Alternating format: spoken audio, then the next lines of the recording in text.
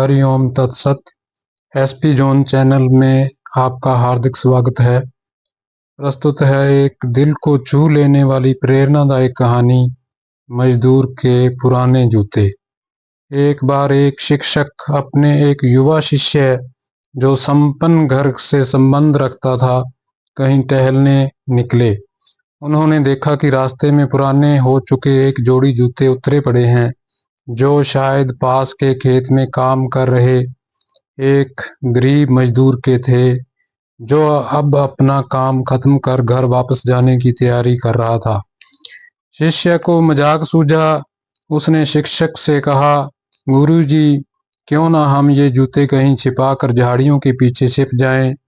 जब वो मजदूर इन्हें यहाँ नहीं पाकर घबराएगा तो बहुत मजा आएगा।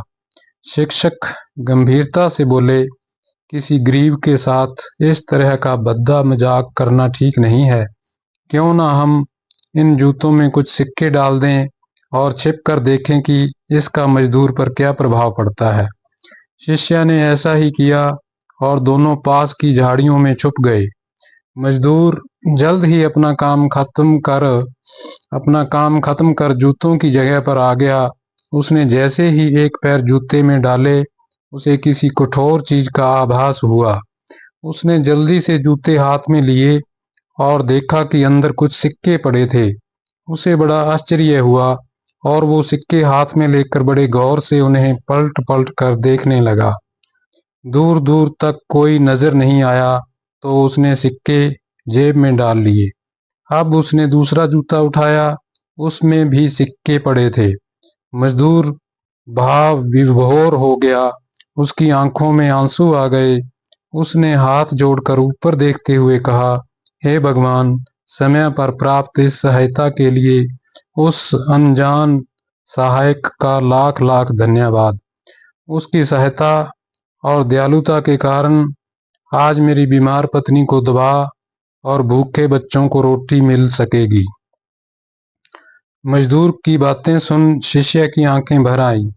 शिक्षक ने शिष्य से कहा, क्या तुम्हारी मजाक वाली बात की अपेक्षा जूते में सिक्का डालने से तुम्हें कम खुशी मिली? शिष्य बोला, आपने आज मुझे जो पाठ पढ़ाया है उसे मैं जीवन भर नहीं भूलूंगा। आज मैं उन शब्दों का मतलब समझ गया हूँ जिन्हें मैं पहले कभी नहीं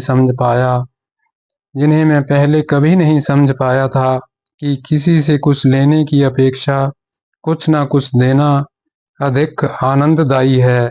देना देवत्व है। दोस्तों, सचमुच किसी जरूरतमंद को कुछ ना कुछ देने से बढ़कर और कोई सुख नहीं है। हमें इस कहानी से शिक्षा लेकर अपनी अपनी क्षमता के अनुसार जरूर कुछ ना कुछ दान करना चाहिए और जरूरतमंदों की हर संभव मदद करनी चाहिए। Thank you.